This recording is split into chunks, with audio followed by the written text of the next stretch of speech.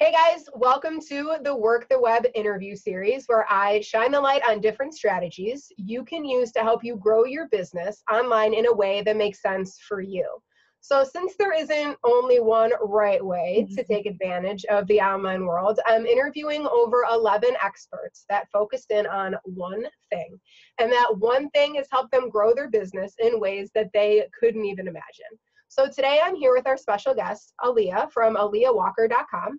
And we're going to be talking all about how focusing on email marketing and sales funnels can help you grow your business online. But before we get into that, let me just introduce myself really quick in case you're new around here. I'm Mariah, a website strategist over at MariahMagazine.com, where I work with online business owners to help them get more website traffic and improve their SEO by creating a website strategy that's unique to their business goals and their ideal audience. So Aaliyah, do you want to go ahead and introduce yourself? Yeah. So hi everyone. My name is Aaliyah Walker. I'm an email marketing copywriter. I live in Atlanta, and I ended up moving back home to Atlanta after college and needed a job, got a job. That was not it for me. And eventually found my way through the online world just because it was there and it's something I could do after my 9 to 5. I started off doing one thing, and then I realized that that's not, again, what I wanted to do. You know, it's all a journey. And I just started an email marketing list because people were asking all these questions, and I was like, let me answer them at the same time because everyone is asking the same thing over and over again. And it was eventually realizing that I preferred that more than anything else that I was doing. That's where I was supposed to be. So I know I might have jumped the gun a little bit, but like that's me in a nutshell. Like trying to find my journey is like represents very much who I am and who my business is. And it's seen so many different phases and so many different things. And it's really like going after finding my purpose, where I'm aligned, and how I can best serve people. It's really what makes me who I am and makes me tick and all those kind of things. So Yeah, for sure. It's like aligning all the pieces that just make the most sense for you and your life, and then also like who you want to help and what your passions are. And then it's like, I don't know if you've seen that like Venn diagram that's on like Instagram. It's kind of like what you love to do, what people need, and like what you're good at. And like essentially it's finding that sweet spot in the middle. Exactly. That's going to be, where you spend the most of your time. So you kind of went into it a little bit, but how did you get started in the online business world? Like, is there somebody that you were following that kind of opened up the door, or? Yeah. So when I was on that 9 to 5, I decided to take an online course, an online web development course. And so I literally found out that online courses were a thing. And then I found out that people worked from home and like did things that were not telemarketing all at the same time. Telemarketing is like, I feel like one of the first things that people think of when they're like, oh, you work online, like in your pajamas at home. Oh, do you like just call random people and beg for them? Exactly. To pick the phone? Exactly. And I actually did that in college, and it was not fun. Yeah. So I found out that like people run real businesses and like do real things. So while I was taking that course, after I started taking that course, I started freelancing, and I was doing everything online because I had a crazy commute. I was working ridiculous hours. So like going to meet people in person just wasn't quite a thing. So I instead like just set up Skype calls where I could do it on lunch because there's no way I could actually get to a meeting during time, but I could definitely take like a 20-minute Skype call during lunch. So it kind of was really convenience is how I ended up here. Yeah. And it sounds like it kind of like sprinkled into like your everyday life at first. And then you're like, oh, wait. And then you like, look, and you're like, I could do this on my own. I don't even need to go to another job. Exactly. I think so many people think that to run a business, you have to quit your day job on Monday and then start your business on Tuesday and everything is fabulous. And that happens for very few people. I was going to say, I don't know if I know anybody that it's happened that well for, you know what I mean? But like when you haven't gone through it, you see these other people and you see how much exposure they get and how successful they are. And they're like, oh, well, it's easy for them. They quit their job and now they're living that good life. Yeah. The only people I know who like cold turkey did it were laid off. And they're like, hey, I kind of need to pay my mortgage this month. So let me do something right now. Yeah. And that's just a whole different hustle, a whole different kind of thing. But no, for me, it definitely was a drift. And I took my time getting to where I am. And yeah, there were definitely you have to take a risk at some point, but it definitely was not like, all right, quitting my job today and just going all out for broke tomorrow, you know? Yeah, yeah. I think that that's such an important perspective for people to remember, is that like this isn't go from this to this in a Mhm. week type thing. It's definitely always a process. How Mhm. long have you been in business for? Yeah. My anniversary is 3 years. June 1st is 3 years. Well, That happy early anniversary. Thank you. I appreciate it. Yeah. But yeah, full time 3. I was on the full time for probably about a year freelancing, but I like my anniversary being on the first of a month. So I like to remember that day as my actual anniversary. Yeah, yeah, for sure. I feel like we all have like our certain days. Like my anniversary is like the day that I got my DBA. Like Oh, that's the day when like they put a stamp on a piece of paper and now I could officially get paid as Mariah Magazine. Like that was oh, I love like a that. super stoked moment for me. You know what I mean? So like I Yeah, count that as my business anniversary. I love that. Um, has everything always been like smooth sailing for you? You ran into hiccups, growing pains. Like, can you highlight one of those? That's cute. So, probably one of my first hiccups was the fact that I was still living at home when I wanted to quit my job. And my family's all like, wait, what is this online thing that you speak of? And like, why are you quitting this job with benefits to go do this? Like, this makes no sense. It's ridiculous. And so there were some conversations. And then I was like, hey, look, I'm an adult. This is what I'm doing. We're going to go for it. And then 6 months later, they're like, all right, I understand. So that was one of the really big ones. Wow, Yeah. that's something that nobody else has mentioned yet in the interviews. Like a lot, in some of the interviews, we really focused on like hiccups, like in business with Mhm. clients or things like that. But like the whole other side of it is like your real life. Yeah. It's like trying to communicate like what you do to your support system. Yeah. So, definitely like my family loves me. Like that is above all everything. And that's part of where their frustration was coming from. Like they were scared for me. Yeah, yeah, for Um, sure. Especially when they don't know, because the online yeah. world is literally an entire different universe. Yeah. And a lot of them are entrepreneurs, which is the other thing. They're just like, really? But yeah. So it was having to go like really, really take the risk of being by myself in some ways. There's some things it's like I didn't want to talk about because I know that they were a little bit skittish. But eventually, like, you know, it worked out in their eyes and they're more comfortable. Now I can definitely go to them. But it was just that was like that was a really tricky moment of Yeah, having to yeah, navigate for that. sure. Like, having always been the perfect child and done the right things. And then all of a sudden, like, I went to college, I have a master's, like, da da da da. And then, like, all right, you're going to do what now? You know? You're gonna make things on the interweb? What? Yes. Yeah. Yeah. And like, you're going to do it just sitting in the house all day. Like, you're not going to leave. Like, what is wrong with you? You know, that kind of stuff. Yeah, So, yeah. No, absolutely. Especially like it's becoming a lot more normal now. But let's say even those mhm. 3, 5 years ago, I feel like Yeah. it was a lot less normal. Definitely. And it's like, because also social media, I think, helps because you realize that social media is a thing that actually drives businesses. Yeah. And 3 years ago, there weren't stuff like ads all the places. It was really like social was just like really fun. Yeah. But seeing that that's a big part of their business now, they need to incorporate things like that. So now stuff on the internet makes a lot more Yeah. And sense. you're like, told you. Some version of that. Some version of that. Yeah. So how did you start working with email marketing and funnels? Yeah, so that comes into, I hired a coach probably in the beginning of 2017. And that was part of her thing, is like starting an email list, growing an email list, and all that kind of stuff. And so I was regular every week I was writing my list. Which um is so important yeah. and not as typical as you would think, because like I know that it's great for my business, but do I make sure that that's a priority every week? You know what I Yeah. mean? It's like it seems Yeah. like it just became so natural to you that that was your form of communication. Yeah, it definitely was.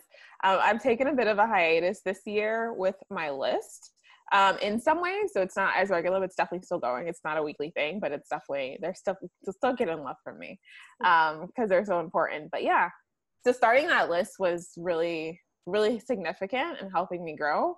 And then at the time I was working as a web developer and building sites for people. And I realized I was not equipped to explain the internet to people like that. like not mentally ready to explain the internet to people over and over. That just wasn't my thing that I love to do. But I would talk about emails all day, and I would talk about my strategy all day, and and that I realized, okay, maybe there's something here. So I reached out to a friend and was like, hey, you reply to every one of my emails. You love them so much. I'm thinking about going out email marketing. You think this is a good idea? And she's like, yes. Now will you write my emails for me, please? She's like, yes. Now, actually, can I pay you? Yes. Yeah. So that's how I like, my first official job came out that way. It's like, hey, I've been doing this thing for a while. So, and I'm thinking about going for broke in it. And like, honestly, that's what I went to school for. Like, that's what I wanted to do. I just like took this meandering path to get back to it. Yeah, yeah, for sure. I feel like a lot like that happens to a lot of us. Like we get into the online world maybe through something that we think that we want, but then it opens up this whole other side of things. And we're like, oh, there's so many options. Like, what do I actually prefer to do? Yes, I know. And I think you spoke about doing all of the things and thinking you're supposed to do all the things when you first start a business. And there are some aspects of it that are helpful when you figure out what you don't like and what you like, and then quit all of the other things. You cannot like forever go on doing all of the things, especially by yourself. That is a one-way ticket to burnout city. Oh my gosh. Yeah. Like, don't offer all the services. Don't do all the marketing things. Just don't. Seriously. I mean, test some things, see what you like, but then ultimately, put your energy into one or very few things. Try not to spread yourself so thin.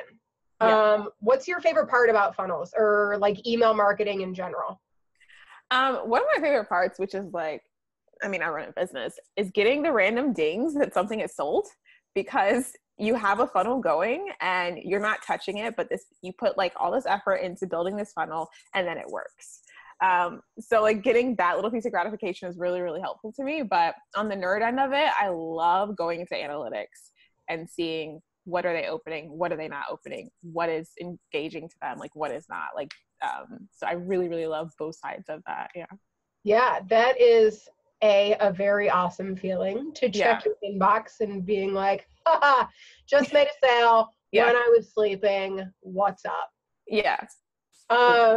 So like, I know that you work with online business owners to kind of help them create their own email marketing funnels and all that fun stuff. So what's the biggest like misconception people seem to have about them? Especially when it comes to funnels, like newsletters are a different thing. It's a different kind of energy you're putting into that. But building a funnel, you really, really have to talk to people. So one of the things that I get is like, you mean it doesn't take you a week to build out my 18 email funnel? Like it doesn't just happen automatically. And it's like writing is the last part of the process. Like, as a designer, developer, actually building the site is the last part of the process. There's so many things that happen before. And I think that's one of the things, like, for sure, they're like, you mean you literally don't just start writing you like after you sign the contract? I was like, no, I talk to people, I look at analytics, I look at trends, and then later on I start writing drafts. It's one of the biggest so people think that it's kind of like I want to start, or I want to create like a marketing funnel, I'm going to start writing, when really it's like, nah, you need to like back up a little bit. And then you need to focus on like what kind of content they should expect, how you label this out, like the broad ideas, kind of like the strategy behind it before you actually put those words to paper. Like, I had someone ask, I love to do client interviews, like interviews with your past clients. And I had someone say, hey, my timeline's really tight. Can you cut this out? I was like, well, no, because honestly, they write the sequence for me, because I just take their words and recreate. That's a really fun tip to know. Definitely. Like, use the language that your people are using. And you're not going to get that unless you actually talk to them. So for sure, because like your perception of what you do and how you help people could be, and usually is, completely different from the perception of your past clients, or like how they explain that you help them. Exactly. Completely different, which is always very interesting to realize as a business owner. And you're saying the same thing. It's just like their trigger is different than your trigger. So you need to go after theirs, because what you want, what you like is not important. Yeah. It's what they want. Yeah. Yeah. So like if an online business owner was thinking about getting more strategic with their funnels, let's say, what's the very first thing that they should do? The first thing that you should do is look at where your traffic is coming from. And like really hone in on that audience. So if you find that most of your traffic is coming from, most of your quality traffic is coming from social media, then you need to spend more time, Instagram specifically, spend more time with that community and seeing the kind of things they like and doing your deep dive there. Going into analytics and going into research is definitely your first move to see who have you connected with in the past, and really getting them there. So very first thing is always going to be analytics for me. So definitely in your community, and then even at in your email list, because your email list, I hope, is active before you're starting to sell through them. It's opening up that conversation with them, like the engagement. This is where having that engaged community is so beneficial. Like, talk to your people. Like, they're not just numbers. You know what I mean? Like, they're not just subscribers. They're not just a number. Every number behind there is an actual human being with opinions and thoughts and like ideas that could potentially help you. Exactly. And there's someone I follow. She doesn't like, I just said that word. There's someone that on Instagram, and she doesn't like the word followers or subscribers, because she's like, they're not just numbers. Like, y'all are fans or friends or family or something like that. Just to make sure, that, like you said, they are not just numbers. They are actual people with real feelings and emotions and reactions to what you're doing. Yeah, and real problems that you essentially have the solutions for. So it's like being able to combine all of that is what makes funnels and like email marketing in general so powerful. What's the biggest issue that you ran into with email marketing, either like with your own business or when working with clients? That's a good one. Sometimes these systems that we use overcomplicate things for no good reason. So that's part of it. Like, really, really knowing the tool that you're using. Most people in this area are either working with something like ConvertKit or ActiveCampaign, which ConvertKit's very, very intuitive. ActiveCampaign, there's a little bit more work to do on, but it can be very powerful, so it's helpful. So sometimes it's just like, you think an email's been sent out, you think it's been sent out to the right person, and it has not. Or it's just sitting there. It's been sent to like 2% of your list because you don't have the right trigger, so you don't have something working. So I think it's so important to have someone else look at that, to look at your workflows and look at things, so that like, if you want an email to go out at a time, that is actually going out. So it's so funny that like one of the biggest issues is that no one saw the email because it literally just didn't go out. Yeah, like technology is great when it works. Yes. Yeah. Definitely. Is there anything that like you or your clients need to add to their website in order to get this to work in a way that benefits them the most? Like, maybe what would trigger this marketing sales funnel? Yeah. So, most of them are going to have like some form of like a form that you could add to the site that they walk you through that. So that's not as difficult. I definitely insist on adding your Google Analytics tracking code wherever it asks you for it. So an ActiveCampaign, there's definitely a place to do it. ConvertKit, I'm trying to think. I don't know if it works the same way. But like having that just so you can grab all that data and have all of it. I love the Google Analytics dashboard to start with for data. I think I saw you have some stuff on that as well. Yeah, Google Analytics is like my number one. It's like the jam. I was actually just on a podcast a few days ago for an interview, and she was like, what is one thing that like every website absolutely needs to have? And I was like, honestly, Google Analytics. If y'all haven't put it on your website, you're going to need it on your website, because it's one of those things that you don't want to regret not setting up. And it's like, you don't even want to look at the information right now, but when you want to look at the information, that's like when you need it. So it's like, set it up even before you think about it. It doesn't take long. So yeah, it's very similar in that way. Even on my consult calls, like we haven't signed anything. I say, whatever you're doing after this, if you don't have Google Analytics and your Facebook Pixel installed, go do both of those things right now, because you're going to want that eventually. Like the more data you can have, always the better. So just even if you're like horrified to look at it, then you can hire somebody like me or somebody like you that actually likes to look at it. Exactly. And then you don't even have to work. I'll just tell you what it means. Yeah, that's it. Just do it. Just have it there so that that conversation can at least happen. Yes, absolutely. So in terms of like how the process goes for creating a sales funnel, do you have like an overview of like kind of what it takes, or like what you do, what you suggest that people do?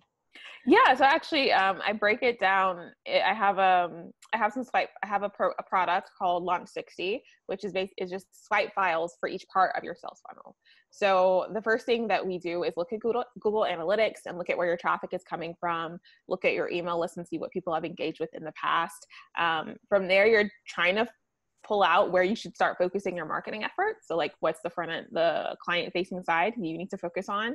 And then also a little bit of the language that you need to use.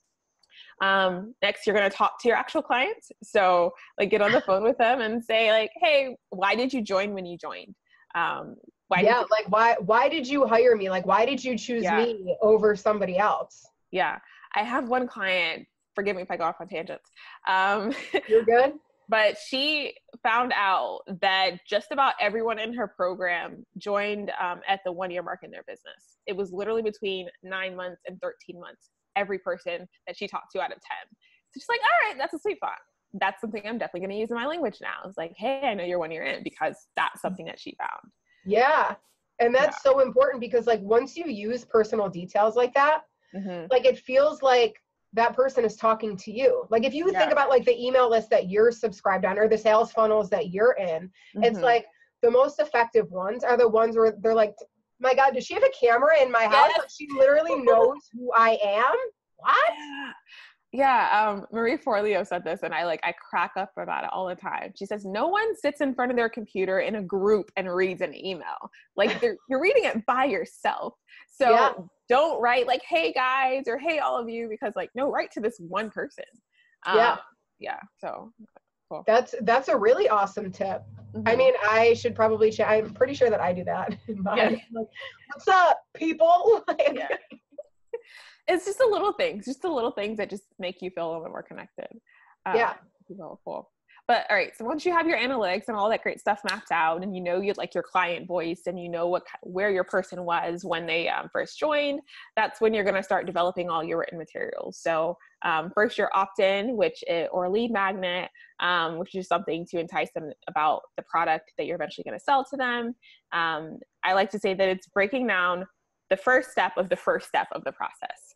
Okay. So it's something they can get a really a win from, but it's not overwhelming, and then it's definitely not giving away all of your knowledge at the same time. Yeah, it's kind of like getting them ready to then take the first step. Like what's like the bare minimum that these people need to do? Yeah, like a checklist or something. Those are really great, or quizzes are really great, something like that. Because part of the thing is if you give them too much, they're just going to be like, I'm not going to come to it. I'm not going to do it because it's just a lot going on. So the opt-in leads into a welcome sequence, which is introducing who you are, why you're great for them, how you can help them. And then that leads into something like some live event where you can actually connect. So either a webinar or a challenge is generally what I suggest doing at this point. Okay. Does the webinar have to be live? Can it be evergreen? Oh, if it's an evergreen product, definitely not. Definitely can be like an evergreen video or something that you record one time, put it up, and they have access to it. Okay. So that's going to be the middle step. And then from then on is where you have your sales page and like your sales emails where you're convincing them that you are right for them. So that's basically the process of how it goes through. And like in the sales emails, I love to talk about these. I love to talk about them because I want you to know that you don't have to encourage them. You don't have to encourage FOMO. You don't have to say like, your life is going to end if you don't buy this product tomorrow. You really want them to know that you want them to make the best decision for themselves at this Yeah, time. it's like, yeah, you don't want to scare them into the sale, because like once you scare somebody into it, A, I feel like it feels icky on both sides. Yes. Yeah. And B, it's like, then they might either resent or regret. Mm-hmm. You don't want either of those. No, like even if they buy, like you want them to be happy about it. You want them to not talk, feel when someone asks them, like, how is this? You don't want to say like, because I definitely feel that way about a product, and I realized that he encouraged FOMO. And I didn't really use it. I paid money for it, but like I went through and I just didn't feel supported because I was kind of guilted into it on his end, that kind of thing. And that manipulation is not the way to take to grow your business or make sales. No, and I think like 3 or 4 years ago, that kind of was a thing that is like FOMO all over the place. But like when you talk about having a heart-centered business and like being in your purpose and wanting your clients or your customers to feel the same way, like it definitely doesn't come from a place of guilt. Because I mean, it's the energy that you put out is the energy that you're going to get back in your business. Yeah. So if you're using FOMO in order to, make these sales, or using scare tactics, you're probably not going to feel too great later on down the line. Yeah. I know it's one thing to say, like, where would you be in a year from now if you did not do anything? I think that's like a legitimate question, or even like, let's say the deadlines. If you're really closing the cart, then you know what? Let these people know that like the cart is closing. But if you're not closing the cart and you pretend like you're closing the cart just for sales, that's icky. Even if they don't know that it's icky. It is. I know. And like, there's definitely tech that you can actually physically close a cart and they don't have access. Like, if you do like, an offer in the welcome sequence, like you have 2 days to get 20% off. You can actually take that away from them at the end of the 2 days versus just saying you're going to take it away from them and like scaring them into it. Yeah. Because like, what if somebody ends up coming back to that link, let's say a week later, and they're still getting access to it, and they're like, Mariah's a liar. I'm not going to buy anything from her ever again. You know what I mean? It's just like, you don't want to be a liar. Yeah. Like treat people how you would like to be treated. Yeah. So I know that like follow-up emails are a huge thing, but I feel like there's a lot of people that aren't taking advantage of them. Like maybe when you have like a sales funnel and things like that, like should you absolutely have a follow-up email? What is like the idea behind a follow-up email? Yeah, definitely. So there's a couple variations. Like there is one sometimes where you're trying to get another sale. You're just trying to get a sale. So like you'll offer it at a much lower price. So maybe you'll take away like the live option or something like that. Say like, hey, I think you were interested. Here's this option. But something like that, I would only send it to people who like opened and engaged with emails and clicks, not to everyone. But the other thing, which I recommend doing, is sending out a survey afterwards to people and saying like, hey, why didn't you buy? What was, what was it about? That's a great way to get data, especially if you're going to do this thing again. Or if it's to get like the feedback on your email funnel. It's like what worked, what didn't, what parts didn't I make clear enough for you?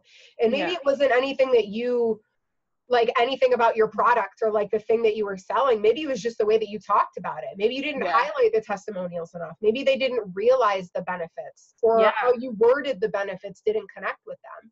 So like just again, getting to know, these people, your audience's language is actually what makes the biggest difference. Exactly. It's nothing like knowing something is built for you. And if you can put that feeling to other, like have people understand that, then that's when you're going to connect more with people. Cause it is so noisy out here. It's so noisy in the online space. So, just letting people know that you don't consider them just a number, just like another person on the sales. And then don't be afraid to like niche down, because that's how you're going to actually like formulate your copy. In the other interview, we were talking about like how niching down, even like super specifically, like people are afraid to at first, but it can end up blowing up your business in this amazing way, because it's like you speak directly to them, and then that translates into your email marketing and your sales funnels. Exactly. Like you can work with a great variety of people. Like that's the thing that can happen. It's cool. but talk to one of them. Just talk to one of them. Talk to the one that you liked working with the most, talking to the one that you can help the most. And those other people around, they'll say, okay, cool, it can probably apply to me as well. But if you're trying to sell to everyone, you're going to sell to no one, because they're going to be confused. Like, wait, I don't know who you're talking to. I don't know what this product actually is, because you're like giving all the different scenarios where it works. Like that is. Yeah, or like being vague about it. Yeah. And like, nah, I could live life without this. And like we essentially just want to let these people know that like we have the solution for their problem. Yeah. So how has focusing on email marketing helped you grow your business and like helped your clients grow their business? Like, has it opened any opportunities that either of you guys like didn't expect? Yeah. So I feel like, well, not I feel like, it definitely has grown my business financially. And I've done a lot more speaking in the past year. I've been full on in emails for probably a year and a half. But I was doing other things in my business, like doing too much in my business, the first part of it, you know? Yeah. And the difference between those two is definitely like, I've learned a lot, but it's night and day as far as like the opportunities I've had, the places I've gone, and the people I've worked with. So it's gone from working with like real mom and pop to people who are doing 5 figures a month and working towards, you know, doing more. So I've grown, and I've grown with working with bigger clients and working with clients in capacities that I like and stuff like that. So it has definitely been more fulfilling in this area than doing all of the things at the same time. So like, I know I'm waking up and I'm opening up ActiveCampaign or ConvertKit or HubSpot or something, and I'm living in that for the day, as opposed to being torn and pulled in 7 other places and trying to do all the things there. Yeah. And then like focusing on email marketing as like your way of marketing. Yeah. Like how is that growing? Oh, yeah. I just feel so much less like, I don't know if force is the right word. Like, I don't have to show up on those other platforms, and I'm okay with it. Like, I'm great. Because like these are essentially bringing in your revenue for your services, your products, and everything, because it sounds like you've focused so much on like your own welcome sequence, your sales funnel, and like it's evergreen. So like whenever somebody hops into this, it's like they get taken through this process without you even having to spend that one-on-one time with them. Yeah. Yeah. It's so true. It's like, I have all that set up. I spent time and like working on it, and I go in every once in a while, every few months, and tweak things and stuff like that. But on a regular, like, I'm not in my sequences every day. I know they're working. I know they're firing, and I'm getting notifications like, yeah, that's great. You know, I know it's working. But yeah, so it's really, I feel like there's not a great comparison to something that you can just about set it and forget it. Like, if your blogs are your big strategy, you're consistently making them. You know, if it's social media, you're consistently like producing content for that. But versus emails, it can really be a lot more low key, like a lot of upfront work, and then, you know, you're going on autopilot. And then essentially like a bigger payoff, because like there's no limit to how many people could be in this welcome sequence. Yeah. So it's like you don't have that like barrier to get over of like, let's say working one-on-one or like getting on all of these sales calls one-on-one. Your email sequence is doing that sales call for you. And it's like you can make a whole bunch of sales with one thing if you do it right. Yeah. A lot of times like sales calls are like 5, 10 minutes, because they're like, I already know so much about you. And that's amazing. As a business owner, you're like, yeah, all right, so I'll send over the invoice. Don't you? Yeah. It's so cool to have that. And if you could give people like one actionable tip about how they can like better use their email marketing, or like more specifically their sales funnels, what would that be? Well, start them is a really great tip. I think so many people forget about emails, and they build the website. They build a really gorgeous website, but then that's it. And your website can be gorgeous as you want, but you can't get people to keep coming back to it unless they have a reason. And that reason can be emails. So definitely have that sign up box, put it on your website. Start off with like a 3 email welcome sequence. and keep pushing them back to the website and just like keep that spinning and keep that moving, so that now they get into this and get into this groove of like, all right, cool, she has a new email and she's talking about this latest blog post, or she's talking about this or this or that. But like bare minimum, I think I want you to start with 3 emails, 3 email welcome sequence, just explaining who you are, what you do, how you can help them, and going from there. Definitely you can get as detailed as long as you want to. Like I finished writing like it ends up being like a 62 email funnel for someone. Wow. massive thing. It's like 6 months of emails because she doesn't want to deal with her newsletter at all, and like she's an amazing client. Okay. But I wrote out all that. I wrote out a lot of content for that. Yeah, I would say that you did write out a lot of content. That's insane. Yeah, it took months, and and there was a lot of research in it and a lot of work behind it. But now she's like super autopilot. She does not write. She might write 1 email for like a new sale, to announce a sale, like per month. But other than that, nothing else is going on. Yeah, which as a business owner, that's a great feeling to have that stuff taken off your plate. And then you mentioned like, have your website set up, and that's so important. But it's like the email marketing is kind of like an ecosystem. Yeah. With the website, it's like, what I do is like we generate that traffic, we get people to your website. And my big thing is we want them to convert. So we want them to either sign up for the email list or book a call with you, because that's the whole point. So it's like once you get those people, they know about you, they know that you might be the solution for their problem. That email marketing is how you then build a relationship with them. Yeah. Yeah. Like they can't convert to an email list if it's not there. And worse than that, which I've seen a couple times, is people who have the box for the email list, but it doesn't actually go anywhere. Like it came with the feed. And then these poor people are like, trying to be like, I want to hear all about the stuff that you have, and then it doesn't work. Yeah. Like it came with the theme, so they just left it there. It's like, no. And that is why testing on your website, people, is so important. Numerous times. And then like have your email like sign up form on different pages. So let's say that one fails, maybe the other one can, catch some of those people. Or like I say, website strategy, always have something like that in the footer of your website. So, after every time somebody scrolls and makes it to the bottom of the website, that's your catch-all.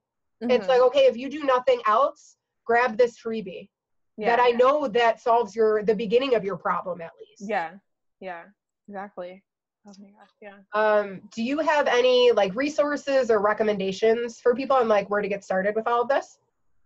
Yeah, so I have a couple of freebies and things like that. I do have one on welcome sequences. Are you gonna have like show notes or something? Yes. So essentially, any resources that you recommend, I will leave right below this video in the blog post for people to easily click on. Yeah. So I do have a couple on welcome sequences on how to actually write your first one and write ones that convert to sales. So I have like a whole funnel on that, and then some more paid products that are going to go into more details of actually like building and outlining those emails and then sticking them inside of whatever service that you use. So I can share all those things with you. But yeah, I have so many things. I talk a lot about emails, and so I decided to write them down and make it work. Yeah, because it's so beneficial for people that are interested in, mainly focusing on email marketing and sales funnels, because, it's the right way for them to grow their business, but maybe they're just stuck on like where to start. So guys, I will definitely link to these resources that Aaliyah talked about in the blog post below. So now the last and the probably most important question is, where can people find you online and connect with you? Yeah. So my website is AleaHawker.com, ALEIA. I hang out on Instagram a lot as well. Miss Aaliyah there. So I'll link to that. I spend most of my time in the stories because I found out that my traffic from my feed is not very quality. So I don't spend a lot of time there. Yeah. The Instagram feed is always an uphill battle. Yeah. It's like invest a lot of time there or invest time in your email list, which works. So I chose the one that worked. Which is super important because there's only a limited amount of time in a day. Yeah, exactly. Okay, cool. So I'll go ahead and link to those as well. And then Aaliyah, I just want to thank you for being a part of the Work the Web interview series. I think that we went over a ton of helpful information for people that are looking to either get started with email marketing or, you know, with sales funnels. So yeah, guys, if you're watching, make sure that you're checking out the other interviews that I went through. And, you know, in this Work the Web series, I've talked to a lot of really helpful online business owners, and they gave some insanely valuable tips just like this on, you know, like what works for them and has helped them grow their business. And then, as always, if you guys have enjoyed this video, give it a really quick thumbs up. And if you have any questions for me or for Aaliyah, go ahead and either comment below the video on the blog post or reach out to one of us on Instagram. So thanks for watching, and we'll see you guys later. Thanks Bye. for having me.